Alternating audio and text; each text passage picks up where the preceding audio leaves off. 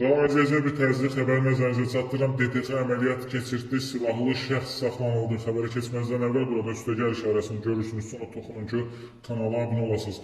Bəli əzizlər, Dövlət Təhlükəsizlik Xidməti bir əməliyyat keçirdi. Əməliyyat nəticəsində 1969-cu il təvəllüdlü Fərzəliyev Siyafət Heydaroğlu saxlanılıb. Sözü gedən şəxs xaricdə olarkən oranın xüsusi xidmət orqanları ilə əməkdaşlıq edib, daha sonra Azərbaycana gəlib. Qeyd edim ki, sözü gedən şəxs Naxçıvan sakin olub və elə Naxçıvana da yollanıb buradakı hərbi obyektlərin şəkillərini və koordinatlarını müəyyənləşdirərək həmin xüsusi xidmət orqanlarına göndərməkdə ittiham olunaraq həbs olunub. Qeyd edək ki, həmin şəxsin yaşadığı evə baxış keçirən zaman oradan Kalaşnikov avtomatının hissələri də aşkar olunaraq götürülüb. Həmin şəxsə qarşı cinayət məcəlləsinin qanunsuz silah saxlamaq və dövlətə xəyanət maddələri ilə cinayət işi başladılıb və hazırda istintaq aparılır.